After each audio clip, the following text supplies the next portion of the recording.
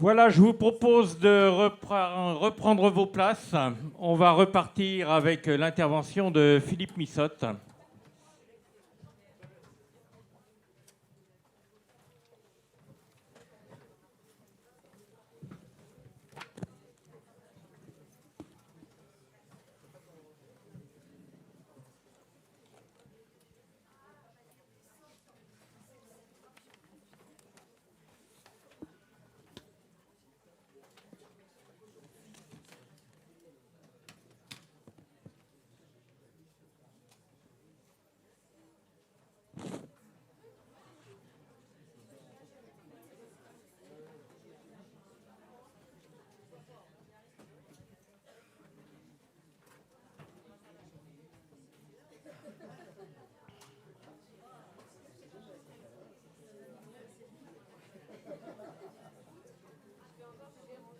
Merci.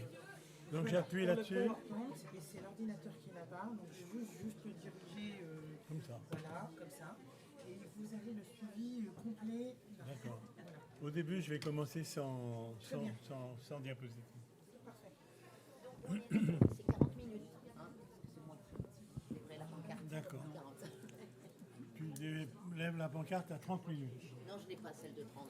Mais je Non, mais ferai, tu me fais signe. Oui, j'en ai 15. Parce que là, il est quand même 2h15. Alors, est-ce que c'est retiré ou pas? Ah, je sais pas. Ah, je ne décide pas ça. Voilà. Bon, donc, tu as un crédit de 40 minutes. Voilà. Alors, est-ce que ce crédit, c'est 40 minutes moins 15 minutes? Pourquoi le crédit là ?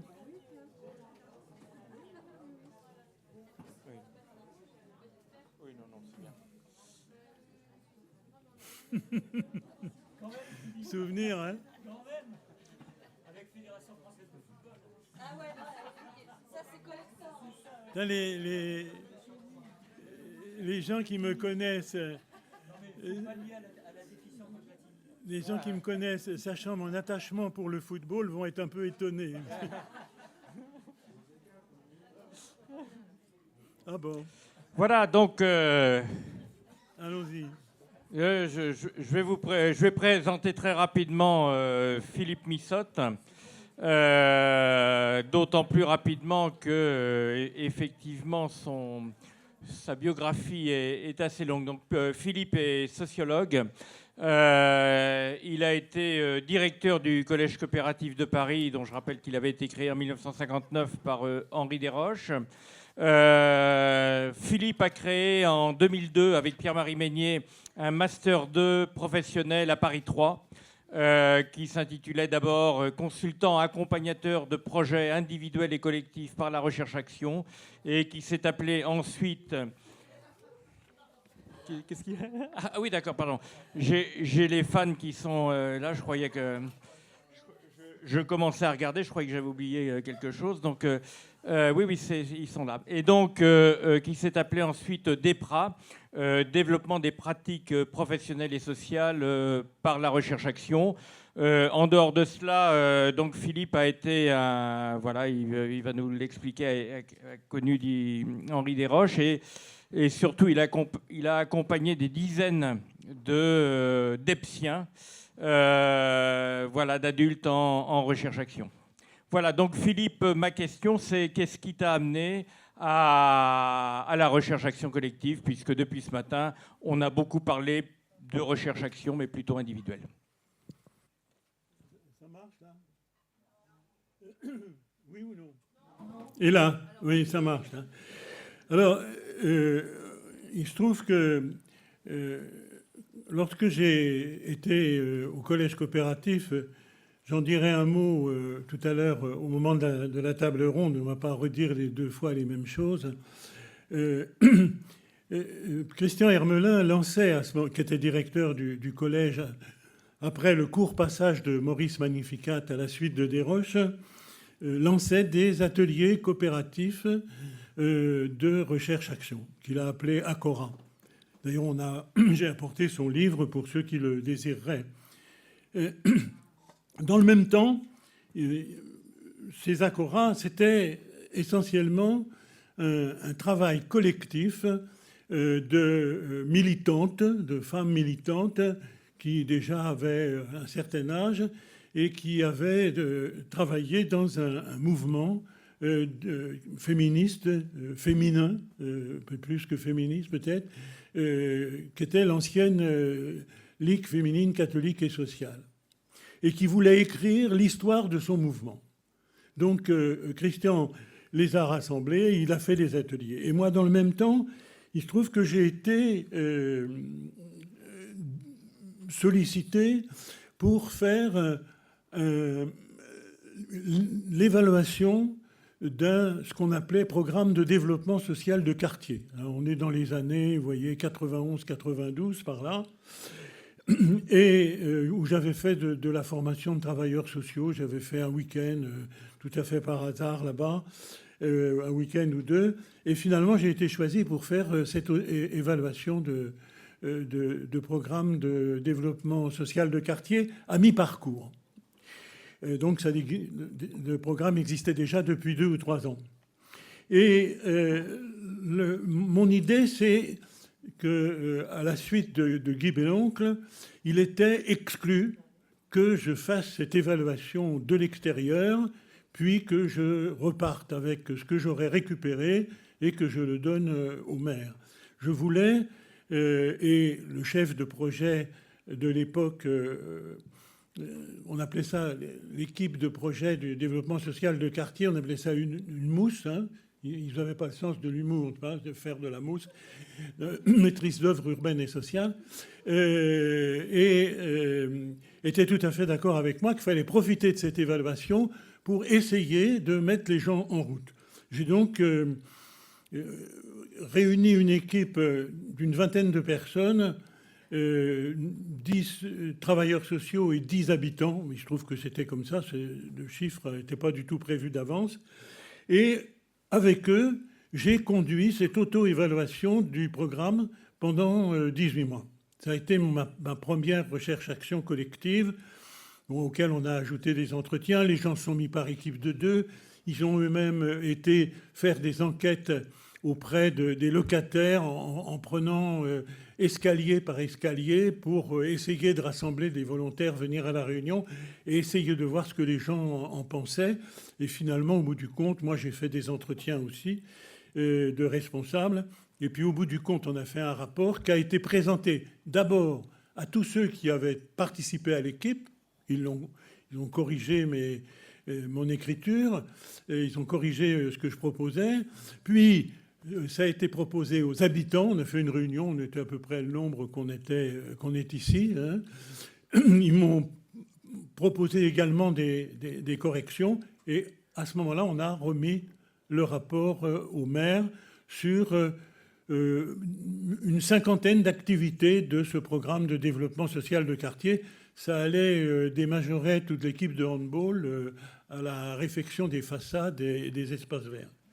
Bon, ça a été ma première expérience que j'ai trouvée assez intéressante. La seconde, il y en a eu d'autres, mais parmi celles que je voulais vous dire, j'ai fait un atelier de recherche-action collective avec un club de prévention dans la banlieue de Rouen qui a duré 2 ans. Et en même temps, avec l'équipe de prévention et le travail fait avec les habitants et avec le conseil d'administration. Bon. Et puis, je vais vous présenter beaucoup plus en détail alors une expérience de recherche-action collective que j'ai fait avec le Secours populaire pendant 5 ans et qui s'est terminée on est en 2016, qui s'est terminée pour moi en 2013 et qui a été reprise par Patrice Dab, qui était un des étudiants du Master 2 que nous avions fait avec Pierre-Marie. Alors, ce travail... Appuyer sur le mauvais bouton, vous m'excuserez, il faut appuyer sur ce bouton-là, pas sur celui-là. Ça change le truc, là, ou pas? Donc la commande, c'était l'amélioration de la solidarité avec les personnes accueillies au Secours populaire français. Alors c'est toute une histoire, parce que en fait, ça nécessite de présenter un peu ce qu'est le secours populaire, que vous connaissez probablement, recréé en 1945 après l'interdiction pendant l'occupation. Le secours populaire soutient au plan matériel, médical, moral, juridique, des personnes qui sont victimes de l'injustice sociale, des calamités naturelles éventuellement, de la misère, de la faim, du sous-développement, des conflits armés éventuellement, de la précarité. Bon, c'est reconnu d'utilité publique, il y a à peu près 80 000 bénévoles. Bon, en 2014, le Secours populaire a aidé un peu plus de 2,5 millions de personnes.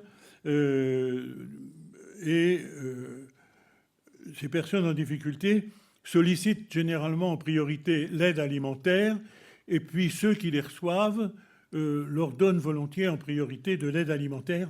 On va y revenir. Ça change ou ça change pas, ce truc-là? Non, pour l'instant, ça change pas, on dirait. Alors, est-ce que j'ai un problème? On est toujours trahi par la technique. Ah ben là, c'est revenu en arrière. Là, on est encore en arrière. Ah bon? Je sens qu'on va se passer des diapositives. Donc, bon, c'est une union, le Secours populaire. C'est important pour ce qui va suivre, de 99 fédérations départementales qui elles-mêmes animent des comités, des antennes, et 1250... oui, oui, très bien. Non, c'en est un peu plus loin, là. Vous pouvez... Voilà, très bien. 1250 permanences d'accueil et de solidarité. Voilà, bon. Il faut quand même savoir que le nombre de personnes pauvres en France est de 8,6 millions, soit 13,9% de la population en 2014. C'est une augmentation de 17% depuis 2004. Si on se situe à 60% du revenu médian. Bon, ceci va expliquer un peu la suite. Alors, cette exclusion qui, nous dit Pogam, est devenue, au cours des 10 dernières années, une notion familière, il disait ça en 1996, évidemment met à mal la cohérence nationale, d'une part, et puis c'est une situation qui est très dure à vivre pour ceux qui sont dans cette situation-là. Donc, le secours populaire est un mouvement de solidarité qui se traduit par proposer aux personnes en difficulté sociale et leur donner les moyens, l'opportunité d'agir pour elles et avec les autres. En fait, ça revient à les insérer dans un mouvement. Alors, il se trouve que la mise en mouvement en qualité d'acteur bénévole du secours populaire français de ces personnes en situation d'exclusion peut être une première étape de réinsertion. Et la question, évidemment, se pose de l'accompagnement de ce processus. On va voir si on peut changer de... Peut-être. Non, ça ne change pas. Enfin... et il se trouve que j'ai 2 étudiantes sont venues dans un dispositif qui était parallèle au Master 2, qui s'appelait « Conduite de projet en économie sociale par la recherche-action », dont l'une était directrice administrative et financière du Secours populaire, et l'autre était une des responsables principales de la formation. Merci beaucoup, très bien.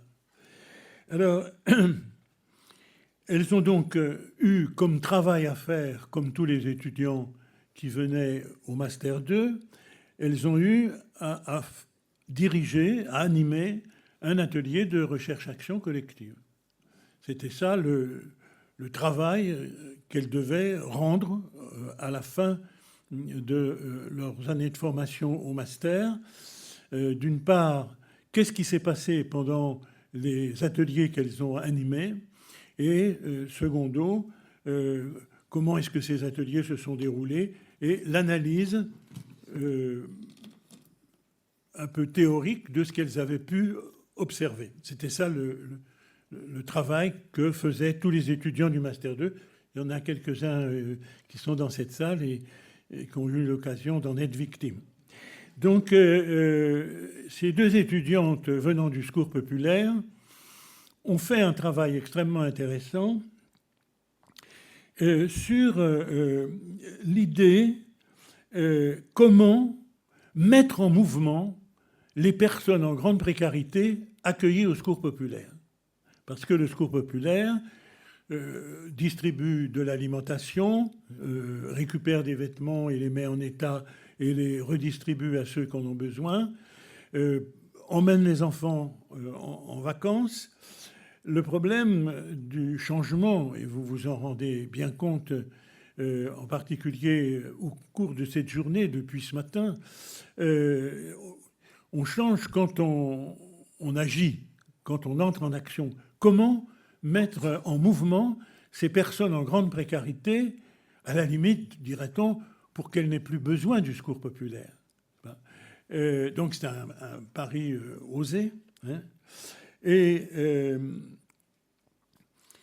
elles ont toutes les deux fait, l'une sur l'ensemble de la France, avec une douzaine de personnes qui venaient de l'ensemble du territoire, et l'autre plutôt centrée sur les Hautes-Pyrénées. Elles ont fait un atelier. Comment pourrions-nous mettre les gens en mouvement? Et à la suite de ça, l'une des deux, Malika Tapti, a présenté un rapport au bureau du Secours populaire pour dire faut qu'on améliore la solidarité. On ne peut pas se contenter de répondre par solidarité. Solidarité, c'est bien plus général que de distribuer de la nourriture ou des vêtements. Donc, c'était en septembre 2008. Comment peut-on faire... Bon.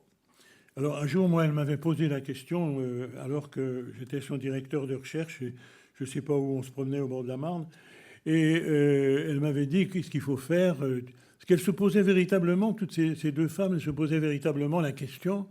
Et moi, je lui avais répondu, il faut mettre le mouvement en recherche-action. J'aurais mieux fait ce jour-là de me casser une jambe. Donc, elle fait ce rapport au Bureau national qui lui dit, ben d'accord, on fait un programme qui va essayer de changer les choses. Et il faut faire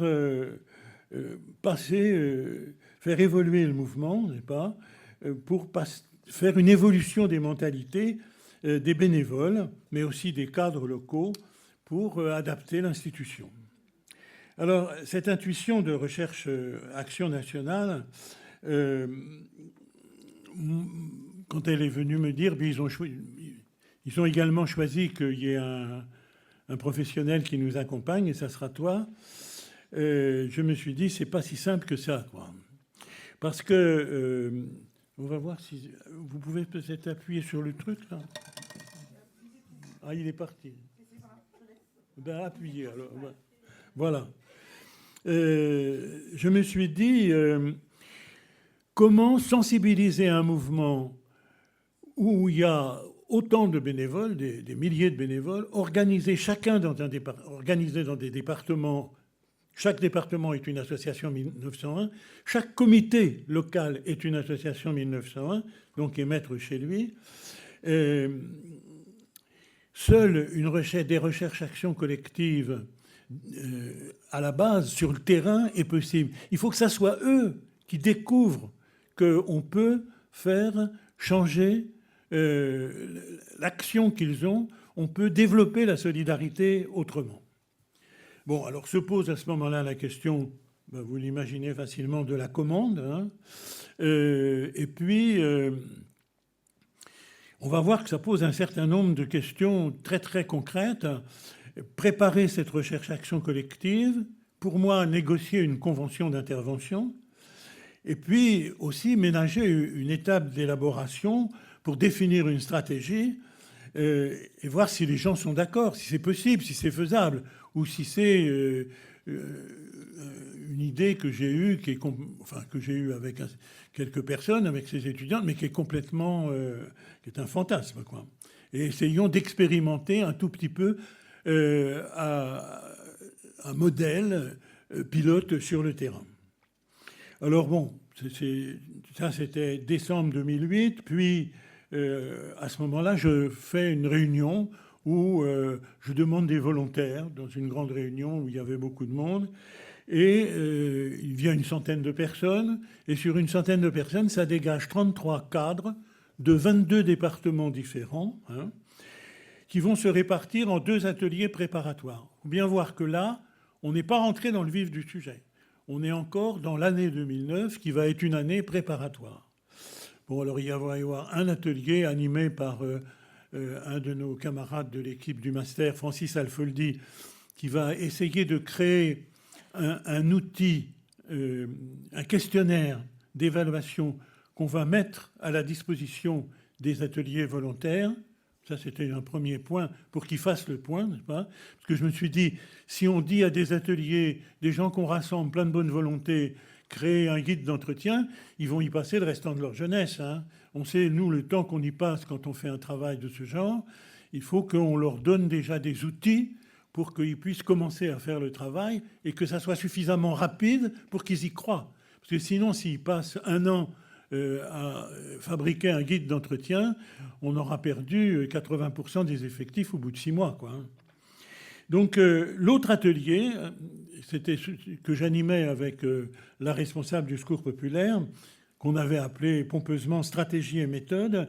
Il y avait une quinzaine de personnes qui venaient de à peu près 15 départements différents en France, hein, et qui a vérifié la faisabilité du projet en allant faire des enquêtes là où ils habitaient, puis mettre en commun les résultats de ces enquêtes pour qu'on voit ce qu'en disaient les bénévoles et ce qu'en disaient les responsables. Alors toute l'action, en fait, celle-là et ce qui va suivre, a été conduit à 2, Malika Tapti et moi, puisque elle, c'était la responsable du Secours populaire. C'est important pour ceux qui font des recherches-actions collectives, c'est que s'il y a un intervenant extérieur, il faut qu'il se mette dans le coup, mais il faut qu'il y ait aussi quelqu'un de l'institution qui soit effectivement complice de... elle n'aimait pas ce mot complice. Elle disait, mais qu'est-ce que tu veux dire quand tu dis qu'on est complice? Qu'il soit véritablement complice de l'action, quoi, hein, et qu'il soit vraiment dans le coup de l'action et qui dirige l'action avec l'intervenant extérieur. Parce que sans une animation bicéphale, on ne peut pas, avec l'autre intervenant étant mandaté et véritablement reconnu par son institution, par ses pairs, à mon avis, l'action est vouée à l'échec, quoi. Alors, la prise en compte de la culture de l'association ou de l'entreprise dans ses représentations, ne serait-ce que dans son vocabulaire, par exemple, hein, de ses moindres habitudes, est indispensable pour qu'une telle démarche ne soit pas rejetée dès le premier débat, quoi, hein.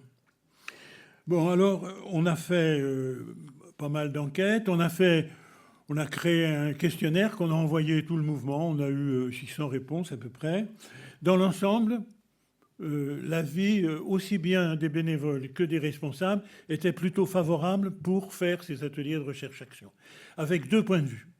Les bénévoles disaient « nos responsables ne nous écoutent pas, ils sont tout le temps en train de nous demander des choses très concrètes et nous, on n'a pas le temps d'accueillir et de recevoir les gens ». Et les responsables disaient « nous, on est complètement submergés par le nombre. On est submergé par le nombre de gens qui viennent, qui sont en augmentation permanente, et c'est un très gros travail. » Alors, l'idée qu'on a eue à ce moment-là avec cet atelier, ça a été de dire il faut que la recherche parte des départements ou d'un groupe de comités qui se met ensemble pour faire un atelier de recherche-action et qui va mandater une équipe qui va devenir l'atelier, hein, pour conduire cette recherche-action collective. Alors vous pouvez peut-être avancer d'1 ou 2 crans si vous voulez. Et l'atelier va chercher sur cet enjeu social qui va se donner, comment améliorer la solidarité avec les personnes accueillies. C'était le titre même de tous les ateliers. Contrairement au Secours catholique qui avait fait une recherche-action, où chaque atelier choisissait son thème de recherche. Enfin, nous, le thème était le même pour tous les ateliers. Alors, le groupe, vous savez comment ça se passe, il produit des savoirs sur ses pratiques. Hein. Ce n'est pas des connaissances universelles, hein. C'est des choses qu'ils peuvent mettre en train à partir de ce qu'ils ont observé sur le terrain. Hein. L'atelier débat par oral, il agit dans le réel et il produit par écrit. C'est-à-dire que j'ai tenu, dès le départ, à annoncer, et j'ai moi-même, quand j'animais l'atelier stratégie et méthode avec ma collègue, nous avons tenu à faire un journal de l'atelier à chaque réunion et de l'envoyer le plus vite possible aux gens par Internet qui recevaient. Et ça, c'est les gens de l'atelier ont trouvé que c'était extrêmement utile. On vous dit, il faut faire la même chose quand on va faire sur le terrain. Oui, mais est-ce que les gens savent écrire? Oui. Ben, curieusement, tous les gens du Secours populaire savent écrire. Voilà, c'est une découverte. Ils savent lire et en plus, ils s'intéressent aux choses. Pas? Tous mes collègues un petit peu universitaires m'ont dit « Ouais, avec le Secours populaire, tu vas voir. » Bon, ben oui, ben j'ai été extrêmement étonné de la qualité des propos et des échanges. Hein. Et même, on va le voir dans un instant, des animations. Alors, ma première idée, avant de commencer, c'était de me dire, mais alors chaque atelier, n'est-ce pas, pourrait être animé par un étudiant du master. Très vite, j'ai vu que je m'étais mis le doigt dans l'œil jusqu'au coude, que le Secours populaire avait une culture et que ce n'était pas mes étudiants, aussi généreux soient-ils, qui pouvaient rentrer là-dedans simplement par l'opération du Saint-Esprit. Parce qu'on leur dirait, il faut aller à Tarbes ou il faut aller à Montpellier, et puis ils vont animer un atelier. Ça, et nous nous sommes dit, avec l'atelier de recherche-action préparatoire, il faut demander aux départements volontaires de désigner eux-mêmes leurs ateliers et tu vas les former. Donc, une dizaine de départements à l'époque se sont montrés volontaires, peu importe la liste, elle doit exister dans les diapositives si ça passe. Mais désignez votre atelier, votre animateur de recherche-action. Et j'ai repris à peu près ce que je faisais avec le Master 2 et j'ai formé en 9-10 jours, à raison de 2 jours par mois, les animateurs des ateliers, des 10 premiers ateliers. Alors, une fois la formation terminée, l'atelier est appuyé de 2 manières. L'animateur d'atelier nous envoie, à ma collègue et à moi, son journal d'atelier. Et le plus vite possible, on lui envoie en retour des conseils sur le déroulement de son atelier, son orientation sur le fond, les réponses aux questions qu'il se pose, etc. etc. Et puis, le deuxième appui, c'est évidemment, contrairement à ce que je racontais précédemment au master, là, il faut tenir compte de l'institution. Les journaux d'atelier étaient mis à disposition des secrétaires généraux de fédération, c'est-à-dire des responsables départementaux, ou même éventuellement des présidents, des secrétaires généraux, on ne dit pas président, des secrétaires généraux des comités qu'avaient envoyés des membres dans l'atelier. Parce que je ne voulais pas qu'ils aient l'impression qu'on était en train de leur faire un bébé dans le dos. On était en train de travailler en clair, d'une manière transparente, avec des gens, pour essayer d'améliorer la solidarité à partir de ce qui se passait sur le terrain. Et chaque département était complètement différent. Les départements étaient complètement différents l'un de l'autre. Alors le deuxième appui qu'on apportait en dehors de ce journal, c'était les visites. Donc on avait proposé d'aller visiter chaque atelier au moment où il aurait fait sa première enquête, pour l'aider à mettre en place un outil d'analyse et à interpréter les données qu'ils avaient recueillies en allant enquêter auprès des personnes en précarité, auprès de leurs collègues bénévoles. Donc ils rapportaient des choses, hein, avec l'aide du questionnaire qu'avait fabriqué l'autre atelier. Voilà. Ils rapportaient des choses et nous les aidions pendant une journée d'atelier entière où nous allions, on les aidait, on leur apprenait en quelque sorte à analyser ces données. Alors il y en a où on a pu analyser les données d'une manière un peu globale en une journée. En Bretagne, eux, ils ont voulu faire comité par comité qu'ils étaient allés visiter. Alors, ils ont mis, je ne sais pas, 3-4 mois. Bon. Mais on leur avait donné au départ l'outil d'analyse. Chaque atelier se débrouillait absolument comme il voulait dans le cadre de l'esprit qu'on leur avait indiqué. Alors, au total, il y a eu 2 promotions. Une première de 10 ateliers dans 7 départements. Parce qu'il y a des départements qui ont fait plusieurs ateliers, hein, comme l'Hérault, par exemple, ou le Pas-de-Calais. Le deuxième groupe était constitué de 8 ateliers pour 8 fédérations départementales. Alors, au total, ça a représenté le travail de 220 personnes sur le terrain qui ont participé à 138 journées d'ateliers, et puis ça représente en gros à peu près 2300 journées de travail, quoi. Hommes. Alors, dans les ateliers, dans l'ensemble, la recherche-action a proposé à bien fonctionner. Elle a atteint ses buts de faire s'exprimer les gens, réfléchir, agir. Il faut bien se rendre compte qu'un des plus gros problèmes que l'on a rencontrés, c'est que les gens disaient « mais nous, on est habitués à ce qu'on nous donne des prescriptions. Et vous ne nous donnez pas de prescriptions, vous nous dites de réfléchir sur ce qu'on voit et comment on peut l'améliorer. » Bon, alors, ils n'ont pas tous, du jour au lendemain, passé à un autre type de solidarité en accompagnant les gens pour leur trouver du boulot. Il ne faut pas rigoler. Hein. La plupart ont commencé d'abord par repeindre leurs locaux, par créer des lieux d'accueil, par changer leurs horaires d'accueil, puis par, pour certains, créer des sorties avec les personnes en grande précarité pour se rapprocher d'elles et ne plus avoir seulement ce rapport où je donne un colis, etc. etc.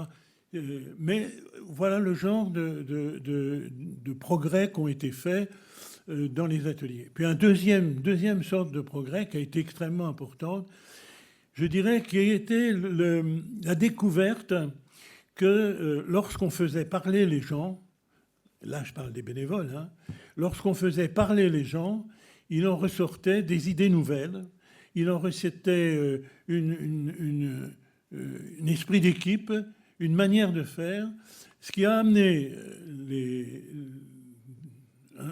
peut-être, je dirais, 7-8 départements sur les 20 que moi j'ai eu en atelier, à créer des espèces de comités qui n'étaient plus des réunions institutionnelles où on se parlait de qu'est-ce qu'il faut faire, voilà, machin fait ceci, un tel fait cela, mais des réunions où on se pose vraiment les questions que pose l'accueil de personnes en grande solidarité, en grande précarité, dont on veut être solidaire en 2010 ou en 2012, et comment est-ce qu'il faut qu'on s'organise pour changer les choses.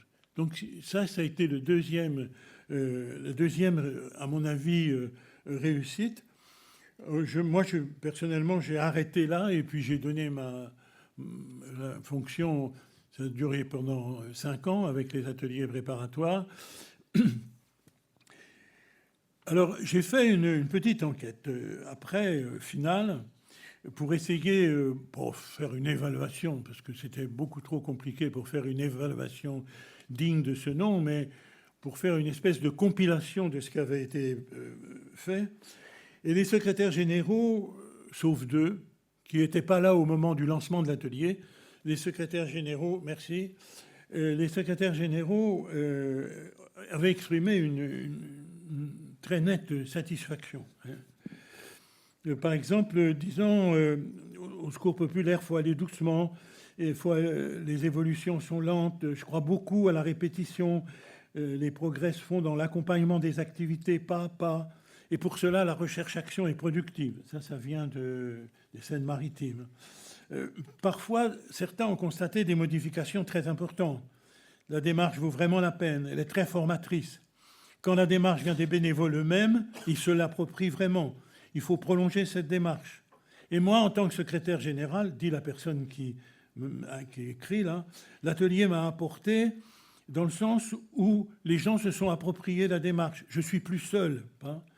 Et puis, c'est aussi un apport de façon de travailler en groupe et de s'impliquer. Bon, une critique qui est intéressante,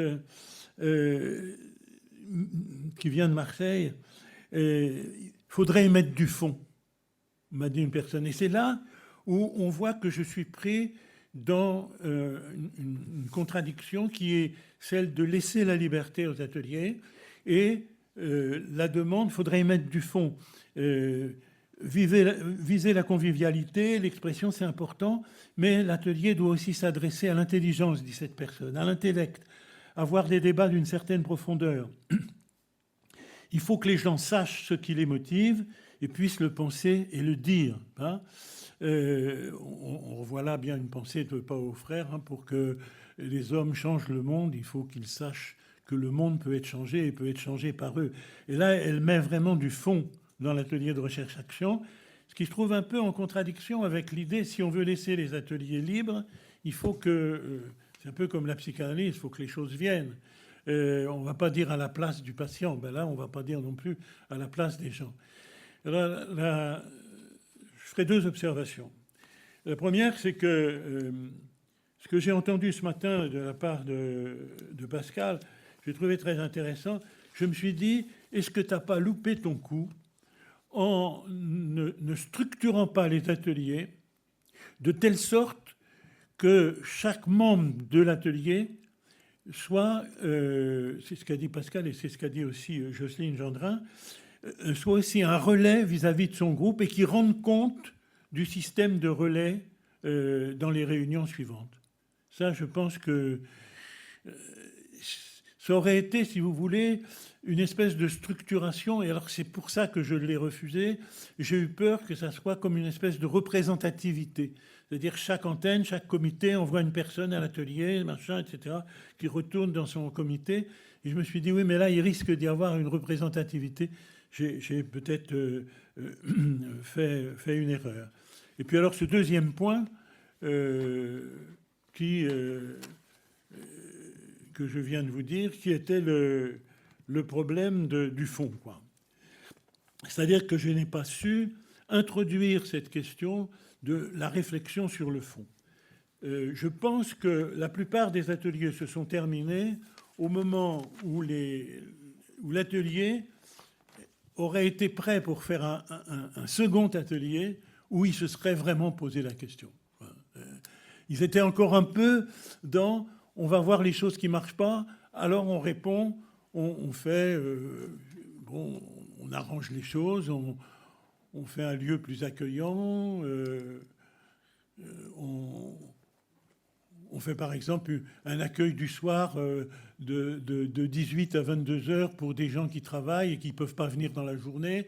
Bon, ben ça, c'est des choses concrètes, pratiques, c'est une amélioration, mais ce n'était pas encore l'amélioration de la solidarité que je visais. Voilà l'atelier de recherche-action collective que j'ai mené. Je suis à vous pour répondre à vos questions s'il y en a.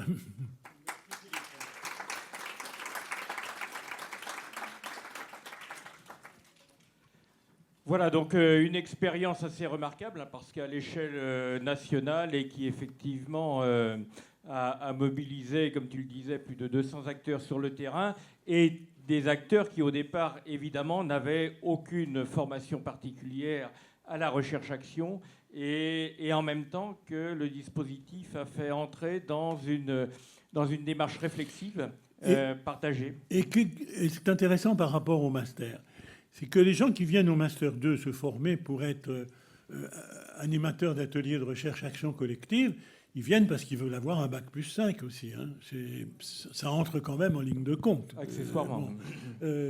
Alors que là, ce sont des gens qui n'avaient absolument aucun objectif personnel ou je dirais, profit, récompense personnelle au bout du compte. Ils n'avaient comme seul moteur, il faut qu'on améliore la solidarité avec nos copains. Comment on va faire, quoi, hein.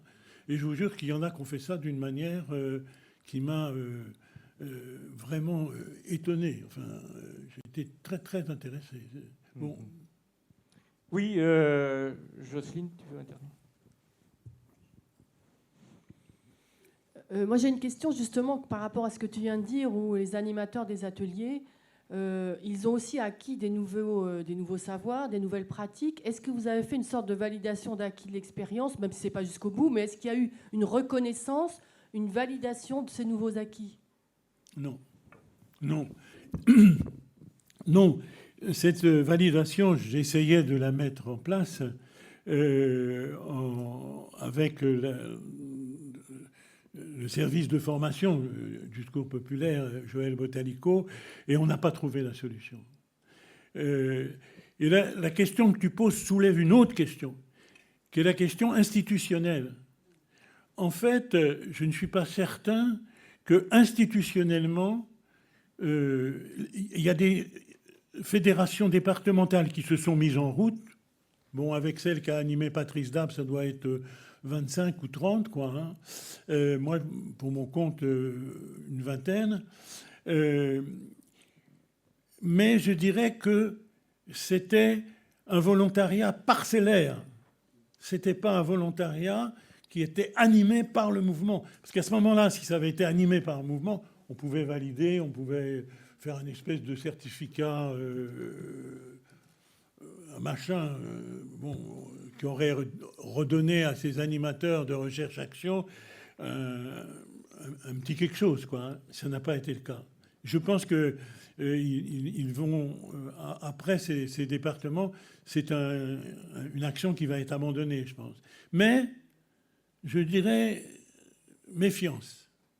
Parce qu'il y a des secrétaires généraux de départements qui ont été vaccinés, et eux, ils m'ont dit, de toute façon, même si ça abandonne, nous, on continue chez nous, et on verra plus tard à reprendre la chose sur un plan national. Mais d'un autre côté, il n'y a plus de Master 2 à Paris 3. Donc, ça répond à ta question, en gros. Hein. Merci, Philippe. Autre question, réaction? Oui, eh bien, je vous en prie, allez-y. Peut-être une remarque et une question en même temps. Merci.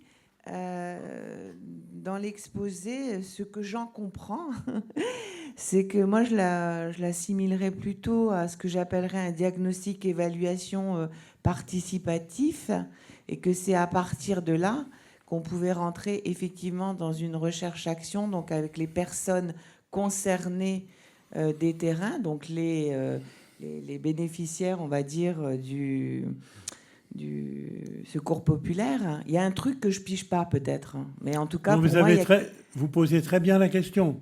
Il n'était absolument pas question que des bénéficiaires soient dans les ateliers de recherche-action. Parce que l'intérêt des bénéficiaires qui viennent au secours populaire, c'est pas de réfléchir sur comment on peut faire la solidarité. S'ils deviennent bénévoles, alors ils passent de l'autre côté, et effectivement, ils peuvent toujours continuer à être aidés en étant bénévoles, mais ils sont devenus bénévoles du secours populaire, et il est légitime qu'ils se posent la question, à ce moment-là, de la solidarité à l'égard des autres. Et là, j'ai été extrêmement net dès le départ. Je pense que pour faire un atelier de recherche-action collective, il faut que les membres de l'atelier de recherche-action aient le même centre d'intérêt. Alors que si je mettais des bénéficiaires, les bénéficiaires, eux, ce qu'ils demandent, c'est de trouver une aide, un boulot, un stage de formation, et de sortir de la situation dans laquelle ils sont, mais pas d'aider les autres. S'ils aident les autres, c'est parce qu'ils vont devenir bénévoles au secours populaire. Oui, c'est arrivé d'ailleurs, hein, et ils sont passés dans l'atelier et ils ont fait un excellent travail avec leurs camarades bénévoles. Enfin, c'est pas... On a bien vu un certain nombre de fois des bénéficiaires rejoindre, entre guillemets, même de façon assez majoritaire, les bénévoles, justement. Enfin bon. Majoritaire, moi je ne l'ai pas vu comme ça. Mais j'ai vu effectivement des bénéficiaires rejoindre des équipes de bénévoles. Et quand il y avait un atelier de recherche-action et qu'ils s'y sont intéressés, ils ont fait un travail tout à fait comme les autres bénévoles. Mais quand vous dites c'est un travail d'évaluation diagnostique, je vous réponds non. Parce que c'est un travail d'action pour changer les choses sur le terrain. Ce n'est pas un travail uniquement d'évaluation diagnostique. Chaque atelier a bien sûr été obligé, par ses enquêtes et par la manière dont il est allé à la fois vers les autres bénévoles et vers les bénéficiaires. On dit maintenant, on ne dit plus bénéficiaires, on dit les personnes accueillies depuis cet atelier de recherche-action, c'est au moins un résultat. Et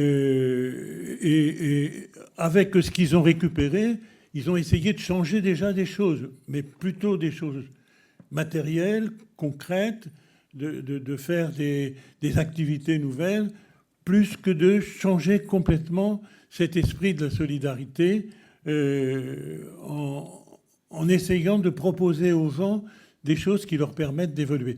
Encore que j'ai vu à Saint-Étienne, par exemple, un groupe de femmes qui avaient préparé les vacances tout ensemble pendant 1 an et que moi j'ai récupéré, si je peux m'exprimer ainsi, que j'ai rencontré après leurs premières vacances et qui, elles, s'étaient regroupées pour se dire « Et maintenant, qu'est-ce qu'on fait pour sortir de la situation dans laquelle on est ?» Là, c'était des bénéficiaires et c'était totalement intéressant, justement, parce que ça montrait que c'était possible, quoi, qu'il y avait des voies possibles où les gens pouvaient se réunir ensemble pour s'interroger sur la manière de s'en sortir. Une petite question. Pardon, il marche ? Oui. En vous écoutant, je me suis posé la question, qu'est-ce qui différenciait donc votre démarche d'une démarche d'un accompagnement en conseil et de conduite de changement ?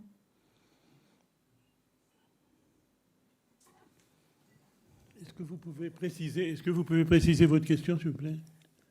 En fait, comment dire, quand j'ai retrouvé dans votre exposé des étapes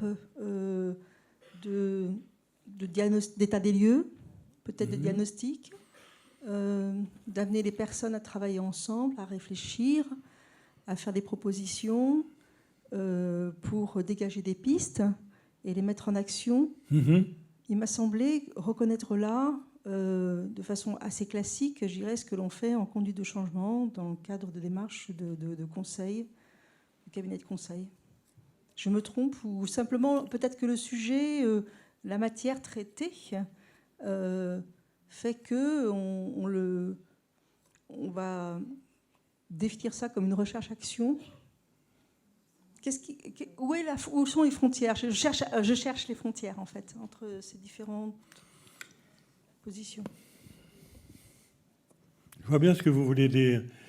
C'est la même réponse que l'évaluation diagnostique, c'est-à-dire qu'effectivement, il y a eu évaluation diagnostique, puis ensuite passage à l'action d'essayer de changer les choses. Là, effectivement, le débat, l'échange des observations faites d'une manière un peu rigoureuse, animé par un animateur d'atelier, un guide d'atelier en quelque sorte, amène ces personnes, les personnes de l'atelier, à changer. Et pour beaucoup, elles ont dit dans les évaluations que j'ai faites, et je ne pouvais pas vous en donner des détails là, c'est un catalogue de 200 pages, hein. Elles ont dit, nous, on a changé de point de vue. On a changé de point de vue par rapport aux personnes accueillies. On a changé nos manières d'accueillir les gens. Et ensemble, on se met pour essayer de changer les choses. Bon, maintenant, c'est le problème posé, c'est la démultiplication. C'est beaucoup de bénévoles qui ne faisaient pas partie des ateliers et que j'ai interrogés m'ont dit ils font un bon travail, mais on n'est pas au courant. Donc, s'il y a une conduite de changement, effectivement, individuelle, on ne peut pas dire qu'elle ait eu partout. À certains endroits, elle l'a eu. Avec certaines personnes, elle l'a eu. Bon, je pense en Bretagne, je pense à Montpellier, je pense à Tarbes, je pense à... Mais pas partout. Il n'y a pas eu il y a eu un défaut de démultiplication entre les personnes qui étaient dans les ateliers et qui effectivement changeaient, et puis ceux qu'ils auraient pu rayonner autour d'eux. Là, en fait, ce que vous évoquez, c'est l'étape. Ce que vous évoquez, c'est l'étape de la démultiplication. Oui. Après, on peut très bien imaginer qu'à partir de cette expérience-là, vous ayez pu, j'irais effectivement, élaborer un modèle qui soit ensuite démultipliable. Oui, ça c'est un peu Kurt Lewin. Hein. On élabore un modèle et puis on le répercute, quoi. Hein.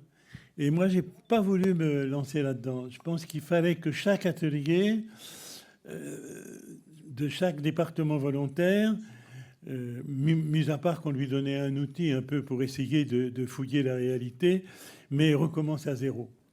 Je pense effectivement qu'il était possible de créer un modèle et puis de le répandre, de le diffuser, mais je n'ai pas voulu le faire. J'ai pensé qu'il fallait que chaque groupe reparte à zéro de sa réflexion. Et j'ai constaté, malgré tout, que ça avait quand même plus d'effet que s'il y avait eu un modèle. Enfin, je crois. Très bien. Encore une question ? Et puis, on passera à la table ronde suivante, s'il vous plaît. Bonjour.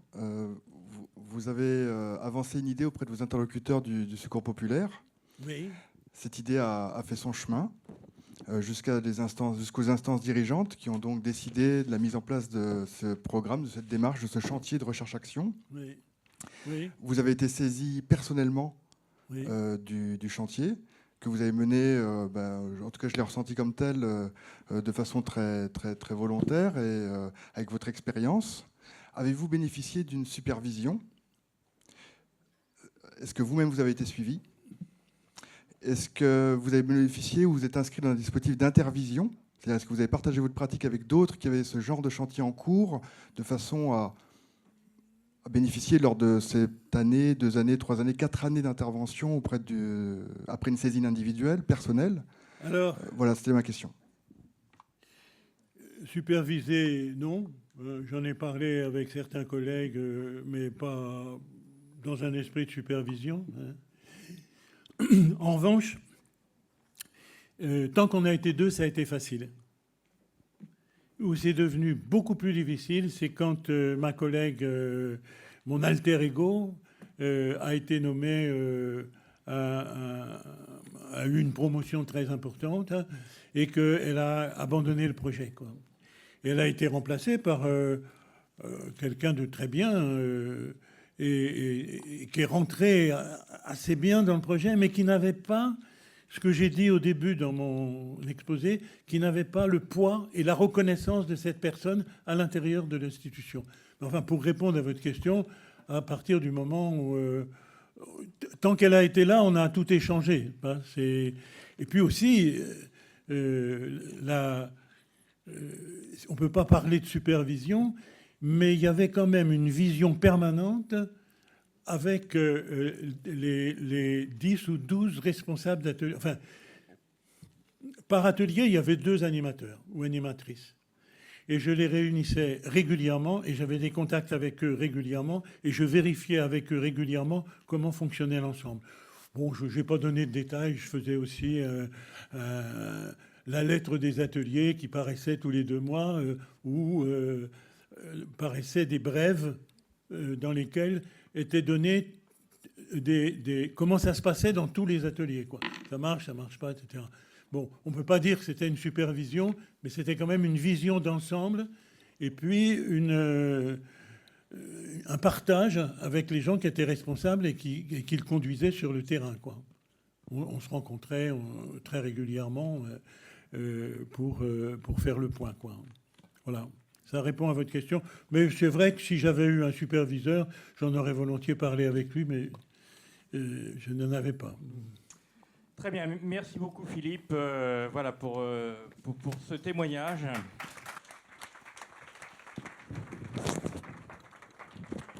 Je voudrais juste dire que si vous voulez avoir un peu plus d'éléments sur la méthode et la méthodologie utilisée, vous en trouverez des traces dans les 2 ouvrages Enquête d'une intelligence de l'agir chez l'Harmattan, où Philippe a écrit 2 articles assez fouillés sur la méthode elle-même de la recherche-action collective, sur laquelle il y aurait effectivement beaucoup de choses à dire, y compris sur le rôle de l'écriture.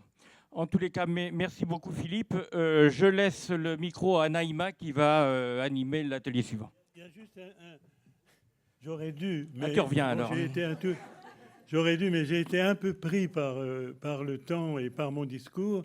Ce que je vous ai exposé là, c'est à mon avis directement enraciné dans Desroches. C'est-à-dire que Desroches parlait, avec Desroches, on faisait une recherche-action individuelle pour passer le diplôme de l'École des hautes études de sciences sociales, puis après les autres pour passer le DEPS.